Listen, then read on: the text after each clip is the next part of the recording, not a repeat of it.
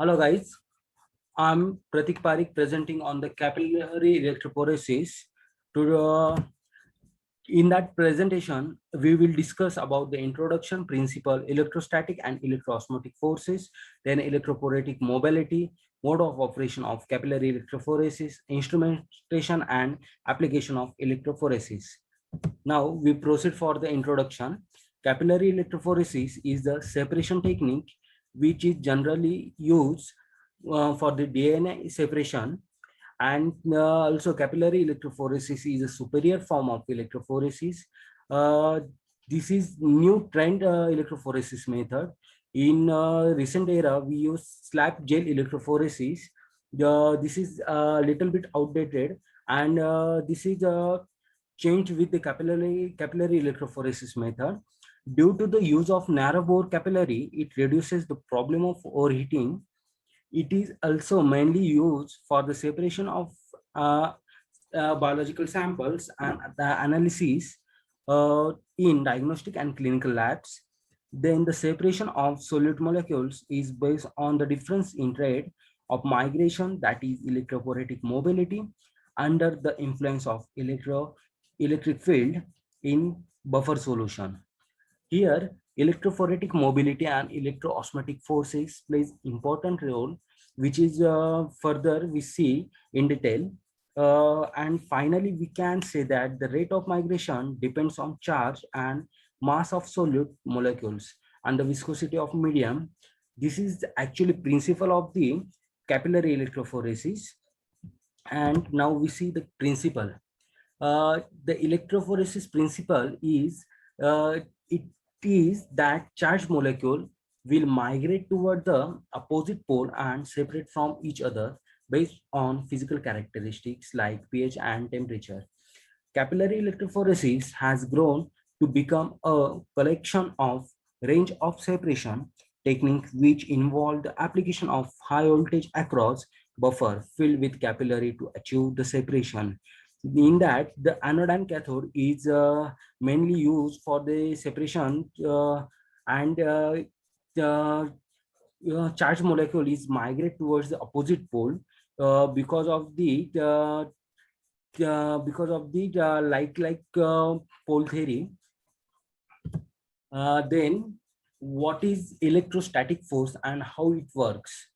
This is main question. And electrostatic force is fused to silica capillary has selenol groups existing out on the inner surface of the capillary. Generally, in capillary electrophoresis, buffer solution has the pH is closely to 9. Then we see there is three structures of the selenol. In that, we show the various means stability of group, and depend on stability, their pH also change. Like bound selenol group shows the pH less than 3 because of the electronegativity of compound. Then free selenol group means there is selenol and oxygen is little bit free, and their pH is between 3 to 9. And reactive selenol group means there is oxygen is electronegative, or anionic group they show, and their pH is more than 9, which means the most of the selenol groups are reactive and deprotonated, having negative charge. And because of that, this pH shows the highly reactivity, and the stability for the electrostatic force and the capillary electrophoresis also. Then what is the electroosmotic force and how it works? This is actually one concept in that cross section of the fused silica capillary due to the deprotonation of silanol groups. The inner surface of capillary is negatively charged, means there is we see the inner surface is negatively charged, and in between that the anionic and cationic group of the molecule or charged molecules are shown, or are uh, go further towards the detector when the we applied the force in that, and also we see the inner surface of capillary. uh, there is fixed layer. One fixed layer means there is, in that mainly cationic group are present, because the like unlike charges is attract to each other. And after that, the diffuse layer, in that diffuse layer, cations are more than the anions. And in the bulk solution, which is shown here, in that the cations and anions concentration is little bit same, uh, which because of that, the movement of the charge molecule towards the detector is easy, in the due to the electroosmotic force. After that, we see the when voltage is applied across the capillary contents, in the diffuse layer will get attached towards the cathode, dragging the bulk solution. When they this is known as electroosmotic flow. That is definition of the electroosmotic force. And due to the anode and cathode nature, where one is charged and second is attached to the detector, the electroosmotic force towards the cathode, and in that the anionic group are mostly flow the flow is greater than the cationic group. Then the electrophoretic mobility. What is electrophoretic mobility? The electrophoretic mobility is defined as the rate of migration per unit field strength. There is the equation of the electrophoretic mobility.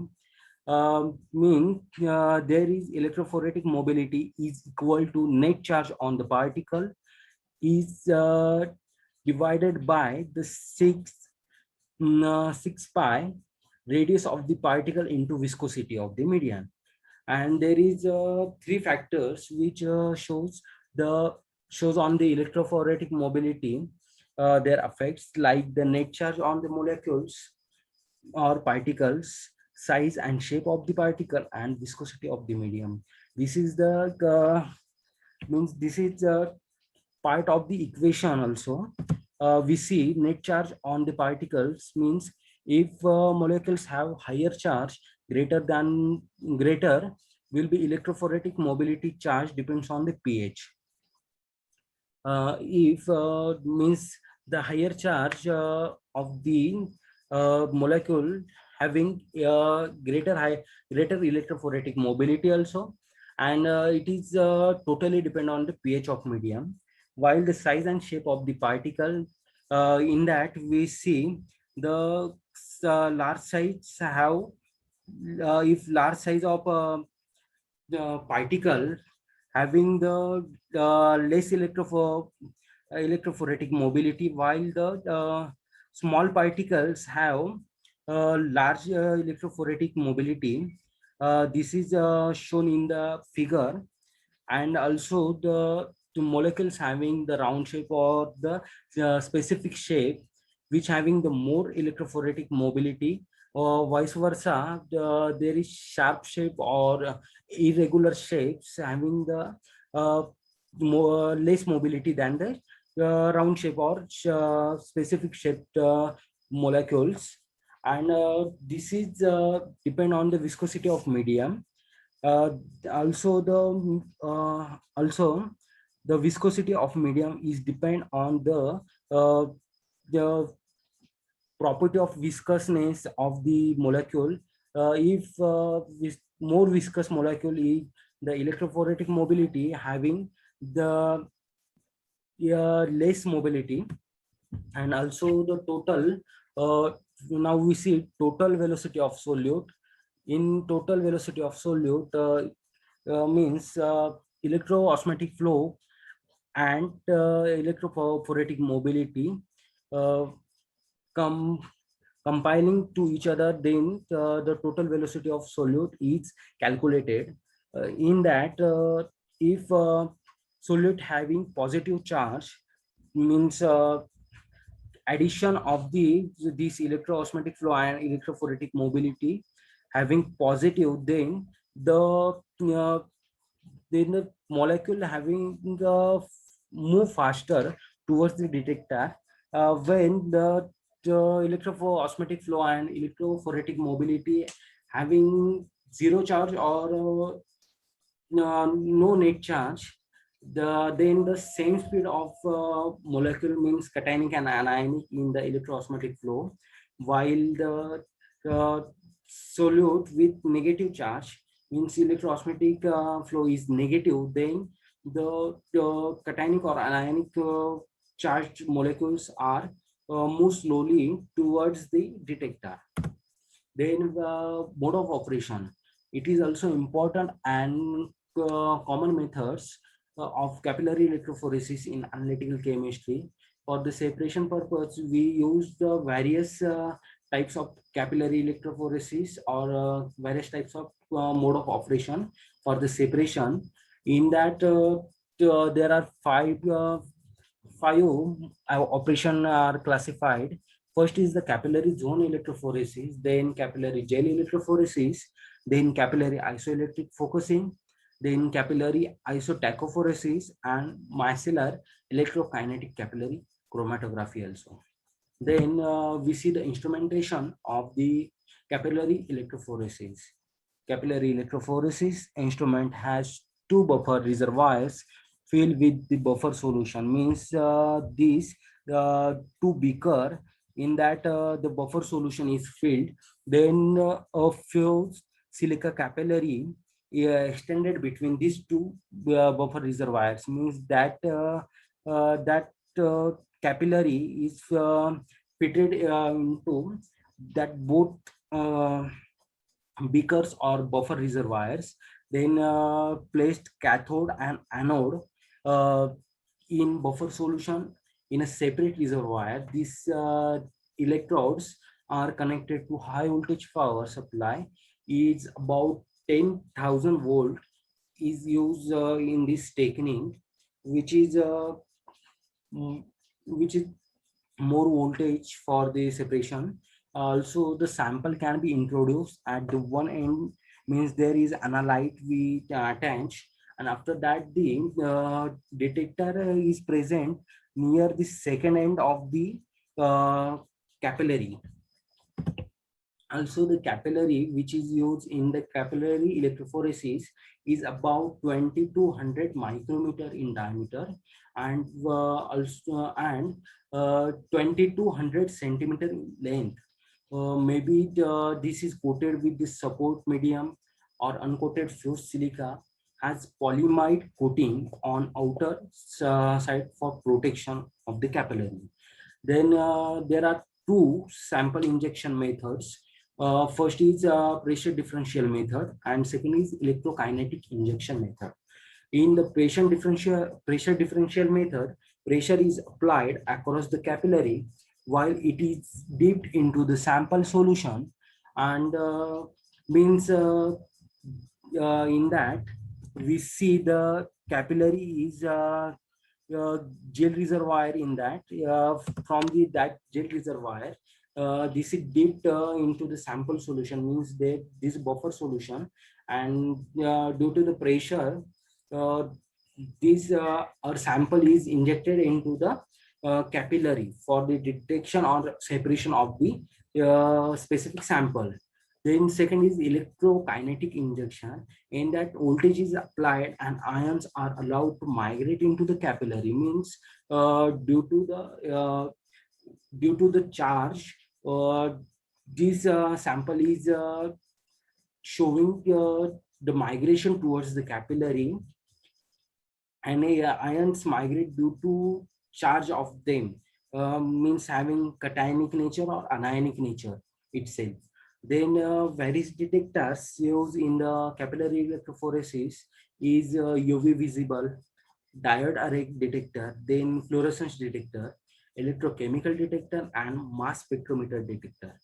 Then this is the diagrammatical presentation of the capillary electrophoresis system. In that, we use gel reservoir for the samples injection, then capillary. This is capillary. Then there is the detector, which is attached to the electrophoregram or computer. There is cathode and anode, which we use. Then buffer solution in both reservoir. And we use the amplimeter or voltmeter for the power supply purpose. Then we see detection, how we detect the solute. Um, all solute molecules travel same distance, but we see the same cationic group having attached to the near anode side, and some group are closely to the detector. Because of the migration time is different of both groups, or this is attached to the electronegative or anionic pole of the capillary surface, and this anionic group are proceed towards the detectors due to the light repulsion. Then the migration time is helpful for identifying the solute. Because of that, we easily identify there is a cationic group or anionic group, and their detection is also uh, means also easy. uh, and then the peak area of the peak height is used to determine amount of solute in sample. In the electrophoregram, we see the migration time versus absorbance. In that, we show two peaks. Uh, uh, for example, first is a sodium and second is chloride. Due to the electronegativity, sodium shows the more time for the migration, while the chlorine is easily migrate within 2 or 3 minutes, and sodium having 4 to 5 minutes for the migration. This is a example only. This is not actual value of the sodium and chloride. Then we see the small animation video for capillary electrophoresis, and how cation or anion or molecule charge migrate toward the detector.